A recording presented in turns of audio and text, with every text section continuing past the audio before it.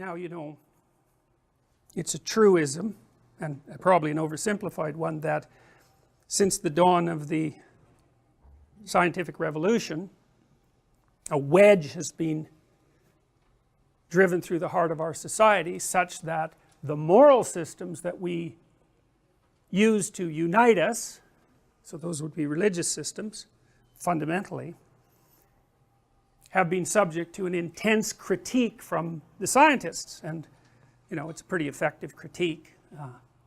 Even if you've maintained a traditional faith, it's like, you know, the scientific onslaught is no joke.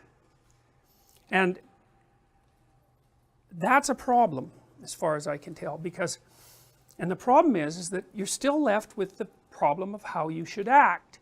And Nietzsche, the philosopher Nietzsche, he would say that we're running on the fumes of Christianity in the West, because over its 1,000 years of domination, let's say 1,500 years of absolute domination, it produced a consensus of morality that was predicated on metaphysical presuppositions, and that organized societies, and those societies are predicated on certain beliefs, like the belief in, really I would say, that something divine inhabits each individual. You know, that's sort of the presumption that's embedded in law. It's sort of the idea that underlies the idea of natural right, right? There's something about you that's so valuable that even the law has to bow to it, even if you're reprehensible, even if you're convicted and reprehensible. Now that's, man, the idea that people came up with that idea, that's a bloody miracle. It's, you know, because generally speaking, your proclivity is, if someone's been even accused of doing something, the general human proclivity is that even if someone's just been accused of doing something terrible, that's enough so that you can stone them to death or do whatever you're going to do with them. Presumption of innocence before guilt, good God, of all the things that aren't automatic, that's got to top the list. You know, it's unbelievable that that occurs. And it's interesting to me because it seems to me that that presupposition that there's something valuable, transcendent about each individual, I wouldn't call that a scientific presupposition, but it seems to be a highly functional presupposition, right? I think, in that it isn't unreasonable to notice that societies that have valued the individual and made the law subject to the individual, even with regards to voting, because that's basically what voting does, it puts sovereignty in the hands of the people, those societies actually seem to work.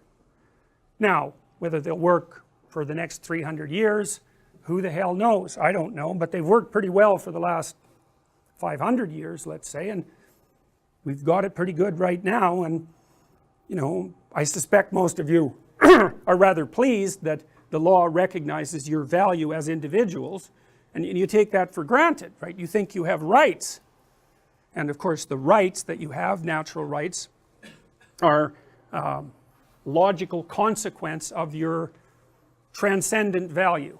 And that's nested in, this is Nietzsche's observation, that's nested in a set of metaphysical beliefs. And his idea was that if you wipe out the metaphysical beliefs, eventually you wipe out the whole system, because you've knocked out the cornerstone. And it might take a long time for the thing to shake and fall, but it will. Now, whether he was right or not is hard to say. It looks to me like what's happened since Nietzsche announced the death of God in, say, the late 1800s, is that Western society has oscillated between extremes. You know, extremes on the right, Germany, extremes on the left, and you know, with the democracies, at least the other democracies, the democracies managing to stay the course somewhere down the middle. But it's not obvious to me that that can be maintained without the underlying metaphysics. And that's a problem, because whatever you might say about the underlying metaphysics, it's not true the way science is true. And that could be okay, because there might be more than one form of truth. In fact, I think there is. I think there's pragmatic truth, and I think pragmatic truth is actually deeper than scientific truth. And pragmatic truth is the truths that enable you to act in a manner that best, that improves the probability, roughly speaking, of your existence and your reproduction maximally. That's a Darwinian idea. And one of the things about the Darwinian theory, this kind of puts it in opposition to scientific materialism, I would say, is that the Darwinian theory is that you don't have privileged knowledge of the world. And you can actually tell that because you die. Right? If you knew enough about the world, you wouldn't die, and you do die, and so you're an embodied theory of sorts, and that theory is good enough to get you along about 80 years and produce some reasonable probability that you'll have children and that they'll survive. That's it, man. That's what you've managed after 3 billion years of evolution.